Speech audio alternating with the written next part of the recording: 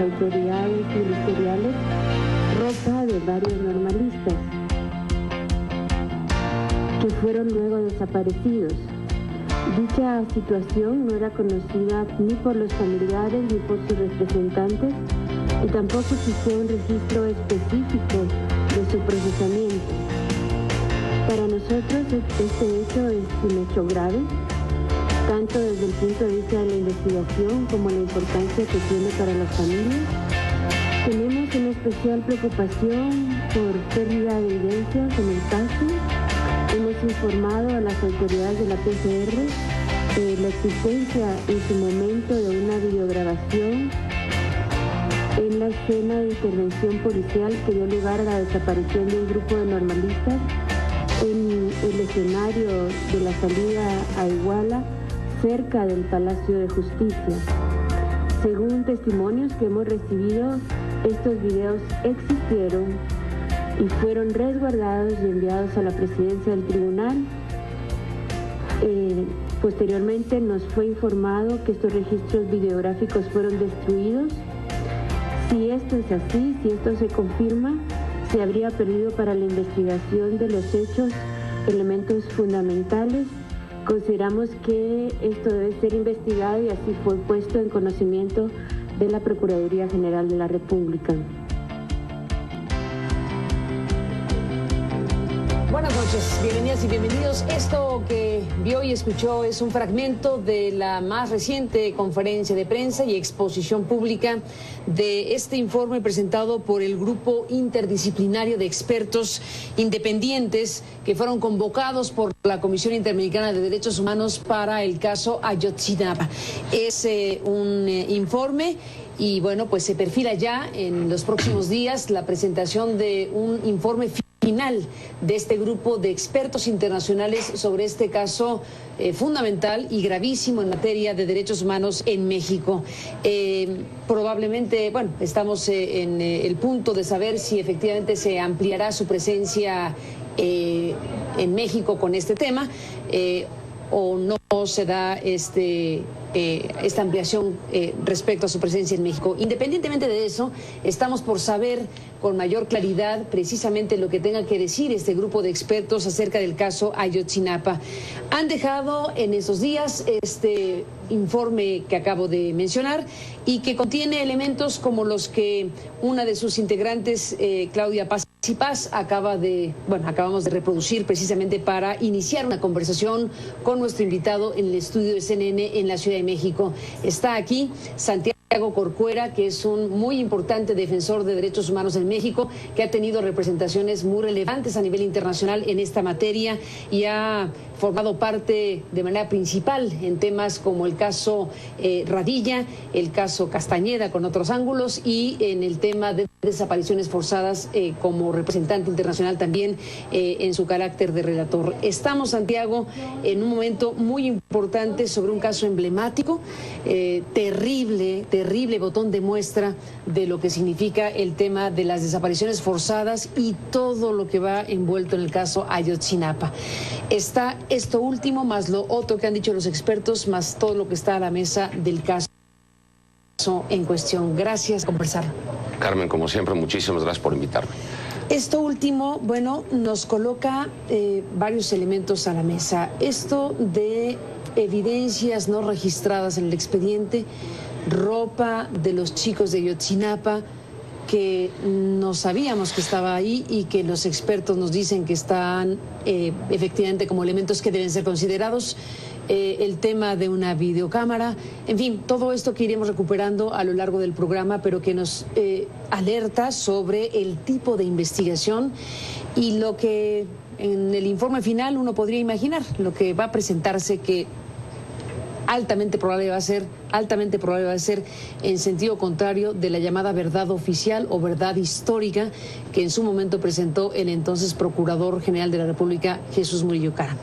¿Qué decir hoy, después de oír a los expertos? Mira, Santiago. Carmen, bueno, gracias por invitarme nuevamente para comentar un tema tan doloroso y me gusta que hayas dicho que se trata de un caso emblemático y un botón de muestra, porque por desgracia sí lo es. Este es un caso muy conocido por la sociedad, muy cuidado, al grado de que tenemos una comisión de expertos con diferentes especialidades, por eso una comisión interdisciplinaria designada por la Comisión Interamericana de Derechos Humanos en este convenio que firmó México para cuidar este caso. Este es un caso cuidado, Carmen. Y mira de las cosas que nos estamos enterando en este preinforme. Evidencias que no fueron dadas a conocer a la familia, aunque probablemente estaban en el expediente al servicio, digamos, o al alcance de la coadyuvancia o no, pero son cosas muy sensibles cuando estamos hablando de cuestiones que llegan al dolor humano como es una desaparición, y sobre todo con la crueldad que hemos visto que involucra este caso, ¿no? Este muchacho desollado y los otros muertos. Son unas barbaridades terribles. Si estas cosas pasan, estas cosas que en este preinforme le llamaría yo, porque es una especie como de avance del informe que van a presentar el próximo día 6. Si estas cosas pasan en un caso tan cuidado, en donde los reflectores están puestos sobre este asunto, ¿qué no pasará, Carmen, en los demás casos? Yo les digo a mis estudiantes, como con el afán de sensibilizarlos, ¿no? de que no pase desapercibido esta cuestión, que si un niño se pusiera a jugar a buscar tesoros en Guerrero, ¿qué encontraría? Osamentas. Osamentas, Carmen, que pasan absolutamente desapercibidas. Y hay madres y padres y hermanos y hermanas que están buscando a sus familiares de manera desesperada, sin los reflectores que tiene el caso de los 43 chavos de Ayotzinapa. Y a mí mi preocupación, Carmen, es que en este informe tan mesurado, tan equilibrado, tan bien redactado, como debe de hacerlo una comisión de este tipo o cualquier, digamos, relator o vigilante de cuestiones de derechos humanos por instancias internacionales, como debe de ser, señalando aspectos positivos, señalando debilidades, señalando preocupaciones, señalando graves preocupaciones. Yo creo que está muy bien redactado el preinforme. Pero si estas cosas pasan en un caso como este, en donde hasta vigilancia internacional existe, ¿qué no pasará en otros casos? Que los encubren, que permanecen en la absoluta impunidad, ¿no? Luego el gobierno se enoja porque un relator dice que en México hay tortura generalizada, o porque un comité dice que hay desapariciones generalizadas en algunas partes importantes del territorio nacional. Y yo me pregunto, ¿la impunidad, Carmen, y el encubrimiento? ¿Podemos decir que la impunidad es generalizada? Yo te digo que no, Carmen. Yo te digo que la impunidad es prácticamente absoluta. ¿Absoluta? Prácticamente absoluta. ¿Qué palabra? Pues sí, Carmen, pero es que yo te digo, fuera del caso de ayer, en donde afortunadamente un juez civil condenó a un militar a 31 años de prisión por desaparición forzada. Por primera vez en la historia. Pues yo te digo que el gobierno al comité le informó que había 6 casos en proceso, no todos en sentencia. 6 casos, cuando tenemos 22,000 desapariciones registradas oficialmente y muchas más que no están registradas. ¿A ti te parece que una proporción de ese tipo no te muestra una impunidad prácticamente absoluta? Prácticamente absoluta, no voy a decir absoluta porque nada es absoluto. Pero caramba, ¿no? Entonces, quería comenzar usando tus propias palabras. Es un caso emblemático, es un botón de muestra, pero yo te digo emblemático y botón de muestra vigiladísimo. Y si con todo y esa vigilancia suceden estas cosas que nos dicen, ¿qué no pasará en los otros casos? Santiago Corcuera, hacemos una pausa y regresamos en esta conversación. Volvemos.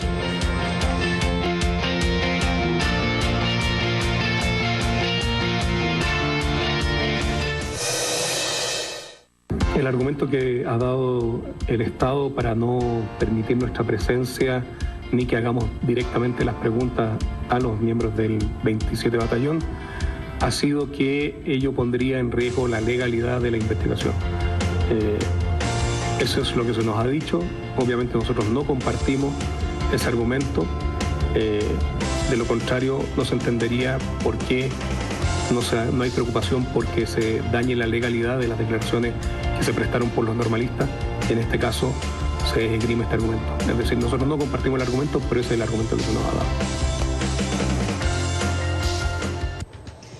Bueno, seguimos presentando algunos fragmentos de esta presentación muy importante de los expertos de este grupo interdisciplinario de expertos independientes para el caso Ayotzinapa en México.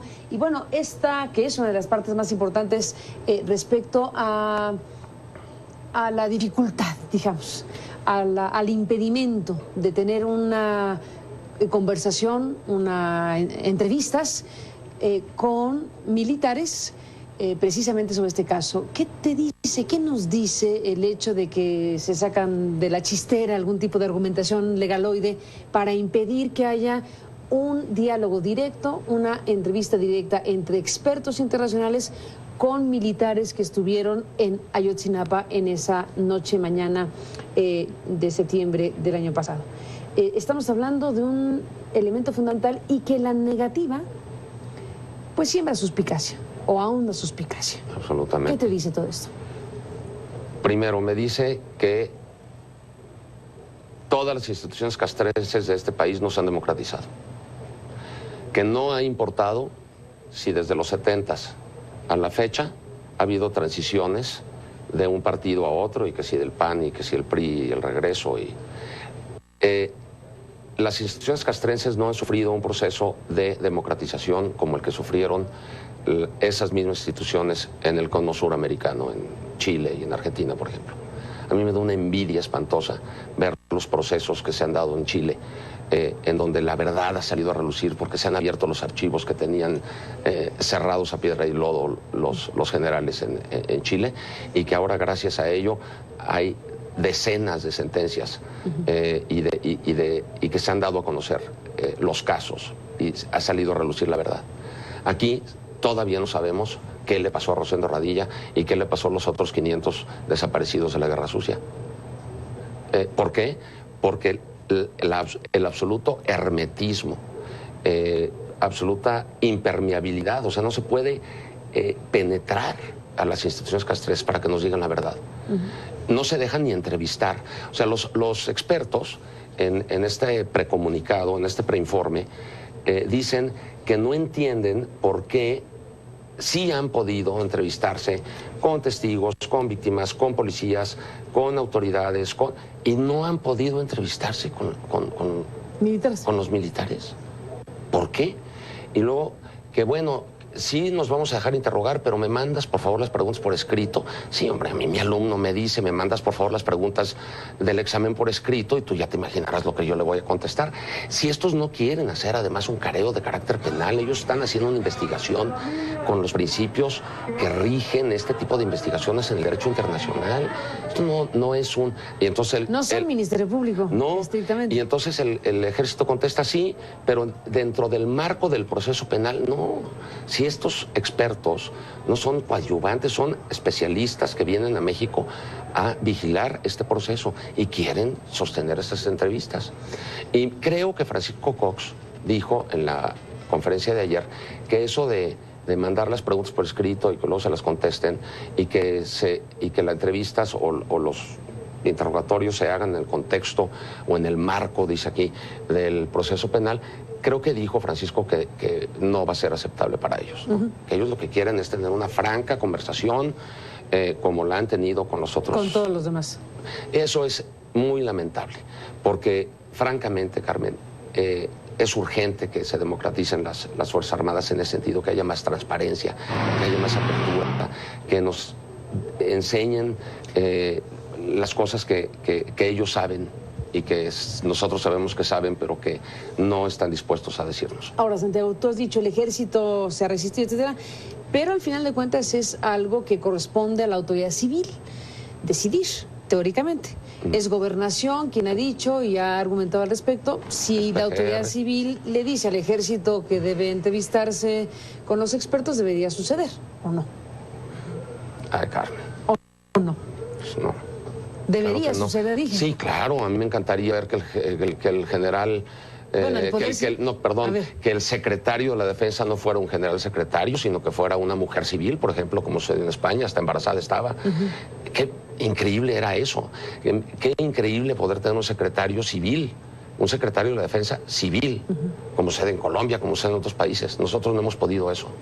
Nosotros tenemos una Secretaría de Defensa dirigida por un general secretario y pues por mucho que llegue, me imagino, porque no lo sé, pero por mucho que llegue el más alto nivel del gobierno, hablar con ellos y decirles, oigan, yo creo que es conveniente hacerle caso a estos expertos de la Comisión Interamericana, o ahí viene este relator, o ahí viene este comité, por favor. Yo creo que les dicen, no, señor secretario, yo creo que eso no se puede. Eso es lo que yo me imagino. Y me lo imagino, porque, a ver, y me lo imagino, el poder civil. Pues sí, pero me lo imagino, Carmen, por los resultados. Es decir, no es que yo esté especulando a lo tarugo. ¿Dónde está la verdad? ¿Por qué son tan herméticos?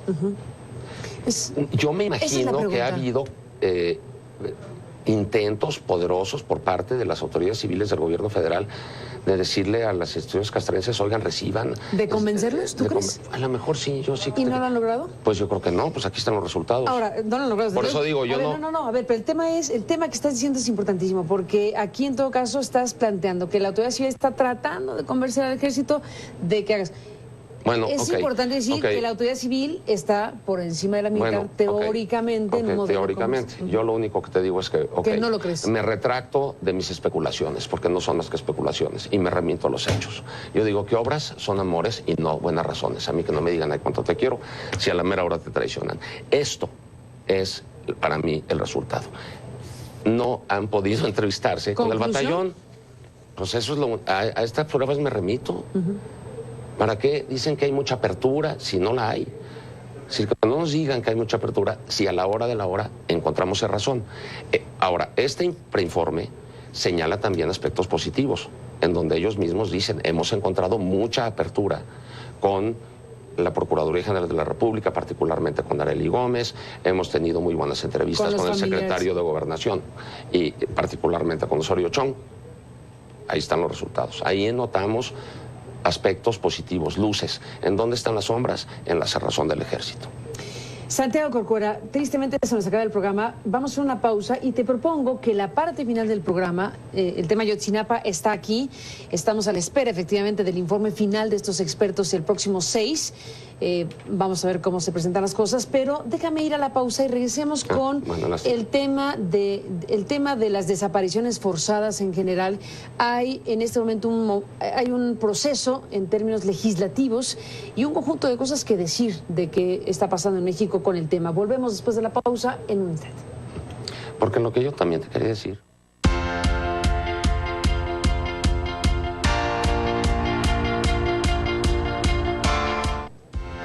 Entramos en la parte final, regresamos con Santiago Corcuera en CNN, volvemos con él.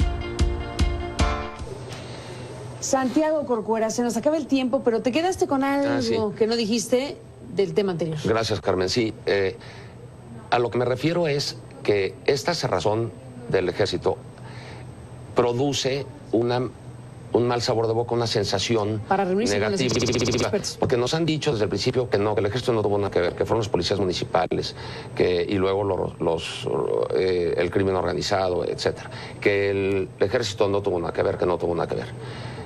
Si a la hora de que se les quiere interrogar, oye, ¿tuviste algo que ver? ¿O qué sabes? Te dicen, no quiero hablar contigo. Lo único que produce eso es un muy mal sabor de boca, una sensación de suspicacia. Pues, ¿por qué no quieren hablar conmigo? ¿Por qué no me quieren decir? Qué raro, en dónde estaban esa noche, ¿no? Totalmente. Eso es lo que quiere decir. Y no, yo creo que muy flaco favor se hacen, de veras, con esas actitudes. Pues veremos qué pasa en el camino, si en algún momento el gobierno mexicano y el ejército desisten de esta circunstancia y pueden los expertos entrevistarse con ellos y agregar esa información fundamental. Déjame cerrar, Santiago, este programa con el asunto legislativo, una ley general contra la desaparición forzada. ¿Dónde está México parado en esta materia? Híjole, qué bueno que me preguntes eso, porque es algo que a las víctimas y a los familiares de las personas desaparecidas que yo tengo el privilegio de acompañar les preocupa muchísimo, porque necesitamos una buena ley que subsane los gravísimos errores y lagunas que tiene el orden jurídico mexicano en esta materia por la holgazanería y falta de profesionalismo de las legislaturas estatales y del propio Congreso de la Unión. O sea, el tipo penal de desaparición forzada, Carmen, está mal a nivel federal y en muchas de las entidades federativas, pero para mayor vergüenza hay algunas entidades federativas que ni siquiera tienen tipificado el delito de desaparición forzada. No es delito desaparecer gente en algunas entidades de la República. No hay tiempo. En Guerrero, y Guerrero es de los primeros que tuvo una buena ley de desaparición forzada. Eliana García, Mario Patrón, yo en algún momento estuve involucrado hace años, en el 2004, creo. Buena ley, vaya realidad. Buena ley. Por eso es nuevamente que las buenas leyes no necesariamente solucionan el problema. Como decimos, hay muchas veces derechos en las leyes y vidas sin derechos. Muchas declaraciones de amor y poco amor en los hechos. No podemos hacer eso. O sea, las leyes tienen que ser vivificadas. Decía mi profesor Miguel Villoro que una cosa es el derecho vigente y otra cosa es el derecho viviente. Una cosa son los derechos declarados en una ley y otra cosa son las vidas sin derechos. Pero si no tenemos una buena ley general que subsane esos errores, que tenga muy buenos tipos penales, el tipo de desaparición forzada, el tipo de desaparición perpetrada por particulares, la declaración de ausencia por desaparición, que solucionaría muchísimos de los problemas de las familias desesperadas que tienen ahí en el limbo jurídico a los bienes, al patrimonio, a las relaciones familiares de las personas desaparecidas, los problemas de los créditos hipotecarios, el Infonavit, la seguridad social, las pensiones, que hasta que no lo declaras muerto no lo puedes solucionar, pero las familias dicen, ¿cómo voy a declarar muerto a alguien si se lo llevaron vivo? A mí que me lo presumen vivo y que me den un papel que me permita solventar estas cuestiones. Entonces, esta ley es muy importante, es algo que está muy cerca de los sentimientos y de la vida de las madres de los desaparecidos. ¿Y en qué fase va? Pues yo creo que vamos bien, yo espero que vayamos bien. Acaban de presentar algo. Ayer hubo un foro en el Senado de la República que convocó la senadora Angélica de la Peña, presidenta de la Comisión de Derechos Humanos del Senado. Muy amablemente me invitó para hablar en primer lugar y expresé más ampliamente lo que te acabo de decir. También debo decir que hemos estado muy cercanamente participando en los foros que está organizando la Secretaría de Gobernación, en donde muy amablemente el subsecretario Roberto Campa nos ha estado invitando. Yo he tenido entrevistas personales con él nada más para hablar del contenido de esta ley. He tratado de ser portavoz de las organizaciones de familiares de personas desaparecidas que acompaño y yo he notado mucha receptividad. Ojalá que la iniciativa que salga y que después se apruebe en el Congreso de la Unión satisfaga las expectativas de los familiares de estas personas. Ni más ni menos. Pues estaremos muy al pendiente de este proceso, Santiago. Gracias por estar aquí en CNN. No, hombre, gracias por permitirme. Para hablar de todo esto y sigamos el asunto. Te invitamos desde luego en otras ocasiones. Gracias por estar aquí. Gracias, Carlos. Y a usted, gracias que me permitió acompañarle. Pásela bien, buenas noches. Hasta